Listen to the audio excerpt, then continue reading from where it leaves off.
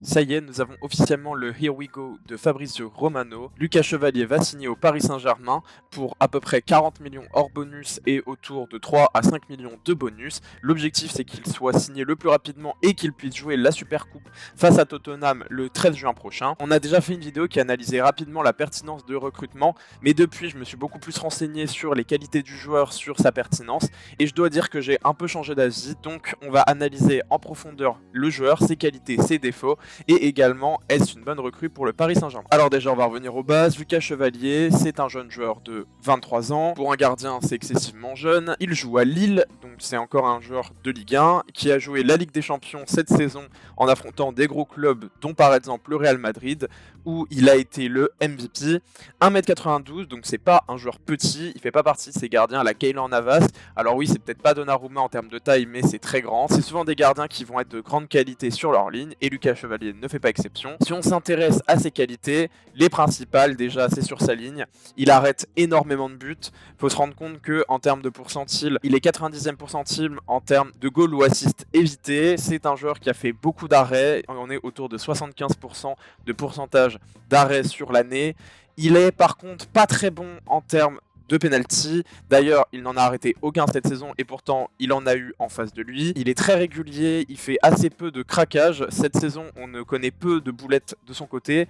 Et justement, Lille pourtant, ce n'est peut-être pas la plus grande équipe et ils n'ont pas fait une excellente saison. Donc le fait d'avoir autant de clean sheet, c'est très bon. Il y a quelque chose où c'est pas une grande qualité, alors que pourtant on aurait pu s'attendre à ce que pour remplacer Donnarumma, on ait un joueur très bon là-dedans. C'est le jeu long. Il n'est pas toujours hyper pertinent à la relance, il n'est pas mauvais non plus, il ne fait pas des boulettes comme Donnarumma a pu en faire une tonne, mais c'est sûr que c'est pas le gars qui casse des lignes, qui est vraiment absolument brillant avec une vista de folie. Il a du progrès à faire en la matière, je pense que Luis Enrique le sait de toute façon et a confiance en lui pour progresser dans ce domaine. Il n'a que 23 ans et il faut le dire aussi, c'est plus simple d'être très bon à la relance quand tu sais qu'en face tu as des milieux de terrain exceptionnels qui vont récupérer les ballons. Tu as plus confiance en tes partenaires, donc tu vas pouvoir prendre plus de risques. À Lille, c'était peut-être un petit peu moins le cas, et d'ailleurs j'ai regardé quelques rencontres et effectivement on se rend compte qu'il savait très bien que le joueur à qui il allait faire la passe n'était pas sûr de récupérer le ballon, donc il prenait moins de risques et il le faisait pas si mal que ça.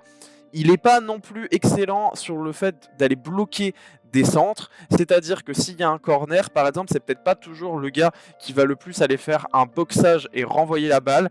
Parfois c'est vrai qu'il laisse ses défenseurs faire les dégagements. Après là encore, il faut noter la situation spécifique de Lille, ils avaient une très bonne défense et ils étaient très infaillibles sur les corners. Donc c'est sûr qu'il n'avait pas forcément ce besoin d'essayer de sauver la situation. Au Paris Saint-Germain, on sait que c'est un grand défaut depuis plusieurs saisons et depuis l'arrivée de Luis Enrique. Donc il va quand même falloir qu'il progresse ou à minima qu'il fasse les efforts de sortir. C'est pas là-dessus qu'il est le meilleur. Du côté de l'excentricité, faut le dire, c'est pas toujours le joueur qui va aller le plus sortir de sa surface pour faire un arrêt de fou, pour faire un dégagement en coupant une ligne de passe.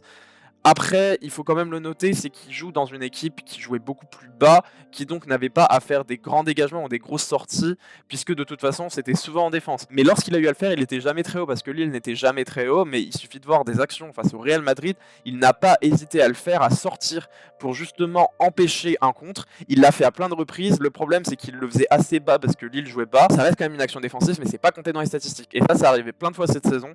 Donc je pense que ce n'est pas un défaut. Là-dessus, il est bon. Et tout ça, c'est des choses où globalement Donnarumma, lui, ne l'est pas tant que ça. Maintenant, on pourrait se dire, oui, ok, il a l'air bon. Il est pas si mauvais à la relance, mais il est pas exceptionnel. Il est incroyable dans sa ligne.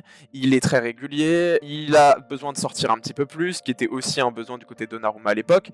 Qu'est-ce qui fait qu'on le recrute? Bah déjà, il a 23 ans, il a de quoi s'inscrire au Paris Saint-Germain, là où on voit clairement que Donnarumma a un côté un petit peu plus mercenaire, ce qui explique d'ailleurs pourquoi il était parti libre à l'AC Milan et il envisage de faire la même chose au Paris Saint-Germain. Donnarumma a quand même un salaire actuellement de 12 millions et même si la proposition de prolongation de contrat a été refusée par ses soins, la proposition que lui voulait était sans doute plutôt autour de 16 à 17 millions, ce qui l'aurait positionné parmi les plus gros salaires du Paris Saint-Germain. Est-ce qu'il les mérite au regard de ce qu'il a pu faire ces dernières années, donc toutes ces années de contrat avant les 6 derniers mois, et est-ce que finalement Lucas Chevalier, quand on voit qu'il coûterait 3 à 4 fois moins cher, il coûte déjà 3 fois moins cher, rien que là avec le contrat actuel de Donnarumma, bah, c'est sûr qu'en termes de rapport bénéfice-risque, le bénéfice est énorme et le risque est assez faible du côté de Chevalier. On sait que c'est un bon goal et qu'il a joué en Ligue des Champions, donc il a déjà prouvé et je pense pas du tout qu'on se trompe en ayant le recruté. En termes de storytelling, Lucas Chevalier il est français, ça joue, c'est intéressant, c'est encore une recrue de Ligue 1. Il y a une volonté de créer une forme d'identité au Paris Saint-Germain qui est plutôt agréable et ça marche assez bien. Après, Donnarumma pour moi, c'était pas une raison de s'en séparer et de toute façon le Paris Saint-Germain ne s'en sépare pas pour ça. La seule raison pour laquelle il s'en sépare, c'est surtout une raison salariale. Et on a appris depuis ma première vidéo où j'étais un petit peu inquiet du changement Donnarumma vers Chevalier que le fair play financier avait changé et qu'il fallait vraiment diminuer la masse transfert parce que ça ne pouvait pas excéder un certain pourcentage de ton chiffre d'affaires et de tes revenus. Donc c'est une raison pour laquelle on diminue autant le salaire, c'est qu'on ne veut pas avoir de problème et on veut avoir plus de marge de manœuvre. C'est intéressant et dans ce contexte, en effet, c'est pertinent de recruter Lucas Chevalier et de se séparer de Donnarumma. Maintenant, il va falloir vendre Donnarumma, ça c'est pas évident et c'est pas du fait de Chevalier, mais c'est vrai que je suis plutôt emballé par ce transfert. Je suis content parce qu'en termes d'indemnité, c'est pas excessif, 40 plus 5 millions de bonus, c'est très correct pour un gardien de cette qualité. Comme il a jamais été dans un grand club encore, parce que Lille ça reste très sympa, mais c'est pas un grand club, on a un salaire qui est très modeste et c'est vrai que pour les qualités, il est nommé au Ballon d'Or.